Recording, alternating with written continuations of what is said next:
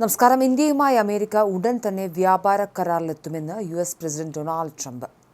മോദി തന്റെ ഫ്രണ്ട് തന്നെയാണെന്നാണ് ട്രംപ് പറയുന്നത്.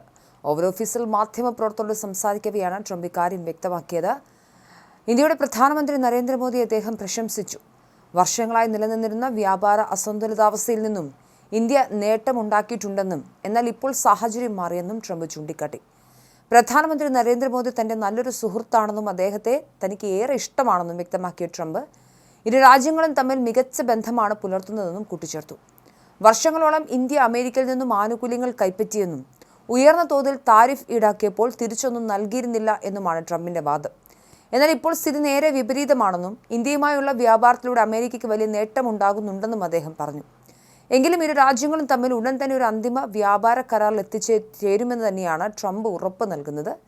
സാമ്പത്തിക ബന്ധങ്ങൾ ശക്തിപ്പെടുത്തുന്നതിനും ദീർഘകാലമായി നിലനിൽക്കുന്ന വ്യാപാര പ്രശ്നങ്ങൾക്ക് പരിഹാരം കാണുന്നതിനുമായി ഇരു രാജ്യങ്ങളും നടത്തുന്ന നിരന്തര ശ്രമങ്ങളുടെ പശ്ചാത്തലത്തിലാണ് US പ്രസിഡന്റിന്റെ ഈ പ്രസ്താവന വന്നിരിക്കുന്നത്.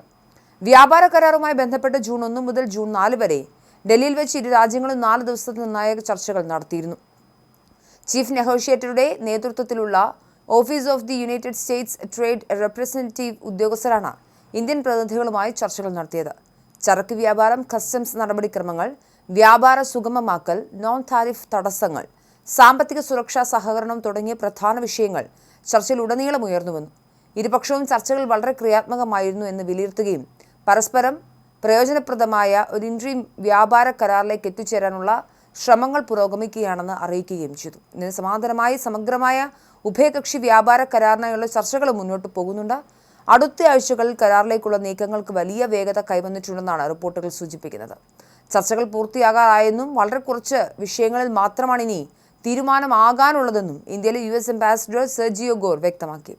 ഭൂരിഭാഗം പ്രശ്നങ്ങളും ഇതിനോടകം പരിഹരിക്കപ്പെട്ടതായും കരാറിന്റെ ആദ്യ ഘട്ടം പ്രഖ്യാപിക്കുന്നതിന് മുൻപായി ബാക്കിയുള്ള ചില വിശദാംശങ്ങൾ അന്തിമമാക്കുന്നതിലാണ് ഇപ്പോൾ ശ്രദ്ധ കേന്ദ്രീകരിച്ചിരിക്കുന്നതെന്നും കേന്ദ്ര വാണിജ്യ വ്യവസായ മന്ത്രി പീയൂഷ് ഗോയലും സൂചിപ്പിച്ചു.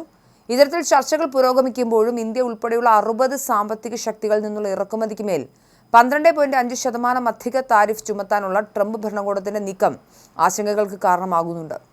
ഇതിനു പുറമെ US ട്രേഡ് റെപ്രസെന്റേറ്റീവിന്റെ മറ്റൊരു നിർദ്ദേശം കൂടി എത്തുന്നത് ചർച്ചകളെ കൂടുതൽ സങ്കീർണമാക്കിയേക്കാം. 1974 US ട്രേഡ് ആക്ടിന്റെ സെക്ഷൻ 301 പ്രകാരം ഈ പുനഃപരിശോധന ഇന്ത്യ, ചൈന, ജപ്പാൻ, ദക്ഷിണ Korea, United kingdom, Bangladesh, Vietnam തുടങ്ങി 60 രാജ്യങ്ങളെ ബാധിക്കുന്നതാണ്. നിർബന്ധിത തൊഴിലുമായി ബന്ധമുണ്ടെന്ന് ആരോപിക്കപ്പെടുന്ന ഇറക്കുമതികളെക്കുറിച്ചുള്ള ആശങ്കകളാണ് ഈ പരിശോധനയുടെ കേന്ദ്രബിന്ദു. പുതിയ നിർദ്ദേശപ്രകാരം ഇത്തരം ഇറക്കുമതികൾക്ക് മേൽ നിയന്ത്രണങ്ങൾ ഏർപ്പെടുത്തിയിട്ടുള്ള രാജ്യങ്ങൾക്ക് 10% താരിഫ് നൽകേണ്ടി വരും. എന്നാൽ മതിയായ നിയന്ത്രണ നടപടികൾ സ്വീകരിക്കാത്ത രാജ്യങ്ങൾക്ക് 12.5% വരെ നികുതി ചുമത്തിയേക്കാം. നിർബന്ധിത തൊഴിലുമായി ബന്ധപ്പെട്ട ഇറക്കുമതികളെ കൃത്യമായി പ്രതിരോധിക്കാത്ത രാജ്യങ്ങൾ അമേരിക്കൻ തൊഴിലാളികൾക്ക് തുല്യമായ അവസരങ്ങൾ നഷ്ടപ്പെടുത്തുകയാണെന്ന് US trade representative Jamieson Greer അഭിപ്രായപ്പെടുന്നു.